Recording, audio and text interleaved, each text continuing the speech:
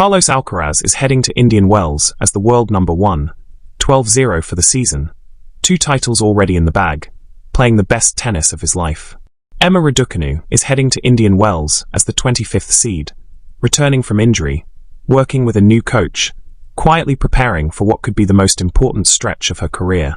Indian Wells itself is putting $1 million on the table for mixed doubles, a number that has never been offered at this tournament before. And the pairing that the entire tennis world is waiting to see? Nobody has confirmed it yet. Indian Wells has been called the 5th Slam for a reason. It draws the deepest field of any non-Grand Slam event on the calendar. It has the 2nd biggest outdoor tennis stadium in the world. The Californian desert air, the mountain backdrop, the 16,100-seat Stadium 1. There is nowhere in tennis that quite looks or feels like the Indian Wells Tennis Garden, and there is nowhere that generates the kind of occasion that tennis fans travel thousands of miles for. But in 2026, Indian Wells isn't just pulling in the biggest names for the singles draws. It is pulling out every possible stop to make the mixed doubles a genuine spectacle. And the financial commitment it has made to do that is one of the most significant strategic decisions this tournament has ever taken. But before we get to the question everyone is asking, let's step back and appreciate what Indian Wells is actually doing here. Because the scale of what they have put together for 2026 deserves more than a passing mention, and understanding it fully makes the Alcaraz-Raducanu question considerably more interesting. Let's lay out exactly what is happening here, because there are actually 2 separate mixed doubles events at Indian Wells 2026, and it is important to understand how they fit together. The first is the Eisenhower Cup, the traditional one-night tie-break tens event that takes place on the eve of the main draw, on Tuesday, March 3rd, under the lights in Stadium 2. It has been running as a fan favorite for several years now, and has become the unofficial curtain raiser for the whole tournament. The format is fast, entertaining, and perfectly designed for a crowd that wants high-profile names and quick, dramatic results. 8 confirmed pairings, a $200,000 purse for the winners, tie-break tens format meaning first to 10 points rather than first to 6 games. The kind of tennis that makes even casual fans lean forward in their seats. The 8 pairings confirmed for the 2026 Eisenhower Cup are genuinely impressive. Defending champions Elena Rybakina and Taylor Fritz return to try to win it for the 2nd consecutive year. Fritz having now won the event twice, also having triumphed in 2023 with Aryna Sabalenka, which makes him the most decorated player in the competition's short history. Iga Swiatek and Casper Ruud reprised the partnership that took them all the way to the mixed doubles final at the 2025 US Open, which means they arrive at the Eisenhower Cup as arguably the most battle-tested pairing in the field. Amanda Anisimova and Andrei Rublev are a fresh combination who have never partnered before, an interesting wild card. Jessica Pegula and Tommy Paul represent the American contingent, and 2 players who have been among the most consistent performers on tour. Emma Navarro and Ben Shelton are back for the 3rd consecutive year, a partnership that has developed genuine chemistry and will be dangerous in a format that rewards fast thinking and aggressive tennis. Leylah Fernandez and Felix Auger-Aliassime bring a Canadian pairing with enormous talent on both sides. And Miro Andreeva and Daniil Medvedev, the defending women's Indian Wells singles champion alongside one of the most intelligent players in the men's game, complete the 8. Finally, Jasmine Paolini and Matteo Berrettini fly the flag for Italy in what is an all-Italian combination with serious pedigree. It is a stellar lineup, the kind of evening that sells out in hours and generates social media content for days. But here is the thing, look at that list carefully. Look at who is not on it. Carlos Alcaraz is not on it. Emma Raducanu is not on it. 2 of the most talked about, most followed, most photographed players in the sport right now are both heading to Indian Wells for the singles draw, and neither of them is part of the Eisenhower Cup. And that absence has lit a very specific fire under the 2nd mixed doubles event. The main draw tournament running from March 10th through March 15th, with the $1 million prize pool sitting on the table waiting to be claimed. To understand why that prize money matters so much to this story, you need to understand how it got there. Indian Wells only introduced a mixed doubles tournament in 2024, with a modest purse of $150,000. It bumped that to $370,000 in 2025. And then, watching what happened at the 2025 US Open, the Indian Wells leadership looked at the numbers and made a decision. The US Open had raised its mixed doubles purse to $1 million. a figure that produced results that astonished even the most optimistic organizer. Nearly every top 10 men's and women's singles player on the planet signed up. Carlos Alcaraz played. Taylor Fritz played. Iga Swiatek played. Jessica Pegula played. Naomi Osaka played. The tournament's own chief marketing officer Philippe Dor said it plainly when the Indian Wells announcement was made. Part of our strategy is to have more tennis, because as we know, as we go into the second week, we start losing players. $1 million. The same number that made the US Open mixed doubles the most watched version of the discipline in years. Scheduled to begin March 10th, 6 days into the main draw, designed to keep the biggest names on site, and give fans a reason to be in the desert at a point in the tournament when the singles draws have already lost 2/3 of their players. The participants for the Indian Wells mixed doubles proper have not yet been confirmed at the time this script is being written. That is the critical detail. The Eisenhower Cup is set. The main draw pairings are not. And that gap, that unconfirmed space, is precisely where the question that the entire tennis world is asking is sitting right now. Will Carlos Alcaraz and Emma Raducanu partner again? The history here is brief but loaded. They played together at the 2025 US Open mixed doubles. Alcaraz having personally reached out to Raducanu with the invitation, she described feeling honored and excited to accept. They made it to the second round before being beaten by Jack Draper and Jessica Pegula. By the standards of mixed doubles results, that is a respectable run. By the standards of what the partnership meant in terms of public interest, spectacle, and sheer entertainment value, it was something that hadn't been seen in tennis for a very long time. The internet coined the nickname Raducaraz approximately 6 hours after their first match together. The content generated by their partnership, the court chemistry, the celebrations, the completely natural on-court dynamic, was replayed, screenshotted, edited into videos and posted across every platform for weeks. They were not just two players competing in a mixed doubles draw. They were the kind of combination that briefly makes tennis feel like the most entertaining sport in the world to people who usually couldn't tell you who won the last Roland Garros. What made it particularly compelling was the dynamic that played out in those matches. Alcaraz, even in a mixed doubles exhibition context, plays with the full intensity of someone who genuinely hates losing any point. His celebrations, his encouragement of his partner, his visible enjoyment of the format. These weren't performances for the camera. They are just who he is on a tennis court. And Raducanu, for her part, held her own without being overshadowed, which is not nothing when your partner is the world number one and every camera in the building is pointed primarily at him. The way she served out tight situations, the way she moved at the net, the way she matched his energy rather than being consumed by it. Those were the qualities of a player who belongs at that level and knows it.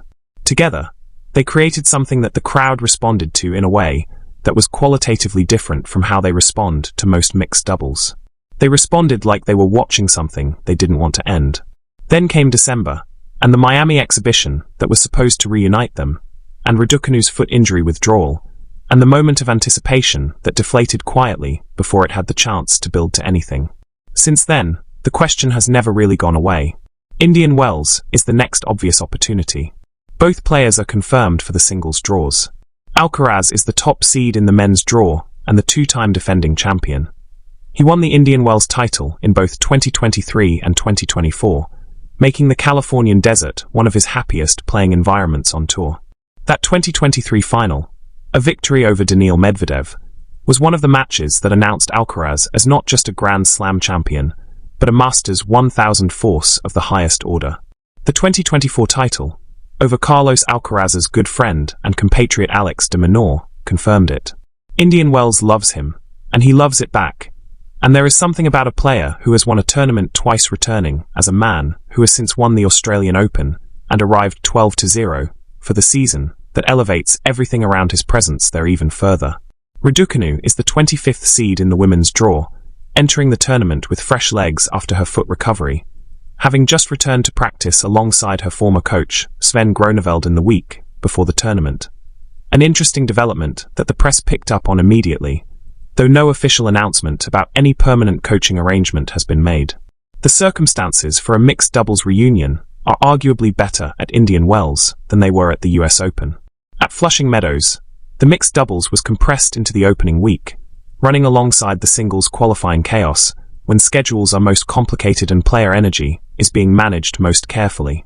At Indian Wells, the mixed doubles begins on March 10th, which means that by the time those matches start, both Alcaraz and Raducanu will already know their singles positions in the tournament. Players who have been knocked out early will have cleared schedules. Players still alive in the singles will need to carefully manage their commitments.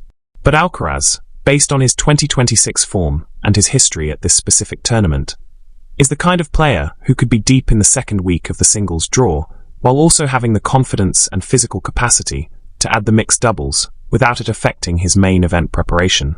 He has done it before, and the $1 million purse is the kind of number that makes the conversation about participation a very different one from what it would have been 2 years ago.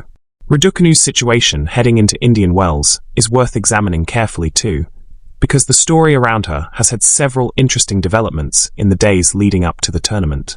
First, there is the matter of her foot. The bone bruising that caused her to pull out of the December exhibitions in Newark and Miami has clearly healed sufficiently for her to be confirmed in the Indian Wells draw as the 25th seed. A ranking position that, just 12 months ago, would have seemed almost impossibly optimistic given where she was at the start of 2025. Getting from outside the top 300 to seeded at Indian Wells in one calendar year is the kind of achievement that gets quietly buried under the relentless noise of the Alcaraz-Raducanu shipping phenomenon, but it is a real and significant tennis story in its own right. Then came the headline that the British tennis press picked up on eagerly: Raducanu returning to practice with former coach Sven Groeneveld ahead of Indian Wells. Groeneveld is a Dutch coach who previously worked with Honor Ivanovic, Sharon Fitchman, and a number of other WTA players, and he had a brief stint with Raducanu's setup in the past. His reappearance alongside her on the practice court immediately generated speculation about a more permanent arrangement, though no official announcement has been made. What it does confirm is that Raducanu is doing what she has always done in the lead-up to major tournaments, treating the preparation seriously, seeking out the best available help, and arriving at Indian Wells in a state of genuine readiness, rather than simply turning up and hoping for the best. Her most recent public statement, picked up by Spanish tennis media, was one that will resonate with anyone who has followed her career closely through its many ups and downs. "I may fall 7 times, but I will stand up 8. That quote, attributed to her in the pre-Indian Wells week, captures something essential about who Emma Raducanu is as a competitor. She has been knocked down. She has had surgery on both wrists and her ankle. She has been ranked outside the top 300. She has been asked about her coaching situation and her injury situation and her personal life and her future in tennis approximately 10,000 times in the past 4 years, with varying degrees of grace and patience in her responses. And she keeps standing up. 8 times, if necessary. The one thing that nobody has said publicly yet, neither Alcaraz, nor Raducanu, nor the tournament, is whether the pairing is happening. And that silence is doing a lot of work right now. Tournament director Tommy Haas and his team are clearly in conversations with player management across both tours about the mixed doubles field, and Philippe Dor's comments about wanting to attract singles stars with the prize money suggest that the conversations are focused specifically on the biggest names available. There is almost no bigger combination available than Alcaraz and Raducanu. If the tournament is serious about turning the mixed doubles into the kind of event that the US Open proved it can be, the phone call to Carlos Alcaraz's team about whether he and Raducanu are available would be the very first call made. It is also worth acknowledging the one point of genuine controversy that has emerged around the mixed doubles prize money decision, because it is a real tension that doesn't get talked about enough. When Indian Wells tripled the mixed doubles purse to $1 million, it simultaneously reduced the prize money available in the men's and women's singles and doubles tournaments. The men's singles champion will receive $1,151,380 this year, which sounds enormous until you learn that it is down from the $1,201,125 that Jack Draper received for winning the title in 2025. The runner-up receives $612,340. The prize fund across the board has contracted slightly, and the optics of that are uncomfortable. A tournament reducing what it pays to the players competing in the most grueling, most prestigious part of the event, while simultaneously tripling the purse for an invitational mixed doubles event, is a trade-off that not everyone in the tennis community is comfortable with. Some players and commentators have pointed out that the singles draws are the product. They are what makes Indian Wells the 5th slam. And if the financial shift continues, the question of whether the mixed doubles boom is coming at the cost of the core product is one that the sport will eventually need to answer seriously. There is also a broader context here that is worth understanding, because Indian Wells 2026 is not operating in isolation. The mixed doubles format is slowly, and with genuine momentum, going through a transformation in professional tennis. In February this year, the WTA locker room voted against the proposed 5-set format for women's singles. A different debate, but one that reflects the ongoing conversation about the structure and presentation of the sport. More significantly, journalist Ben Rothenberg has reported that mixed doubles will open the tennis program at the 2028 Summer Olympics in Los Angeles. That is a seismic piece of news for the format. If mixed doubles is going to be the discipline that kicks off tennis at the Olympics in the United States in 2 years' time, then the profile of every major mixed doubles event between now and then becomes a de facto audition. Players who establish themselves as compelling mixed doubles performers, who show that they can entertain, compete, and generate the kind of coverage that tennis needs to grow its audience beyond its existing base, will be the faces of the discipline at the biggest sporting event in the world. If you enjoy the video, make sure to hit the subscribe button, because we've got a lot more coming as Indian Wells gets closer and the draws start to take shape. And drop me a comment. Do you think Alcaraz and Raducanu will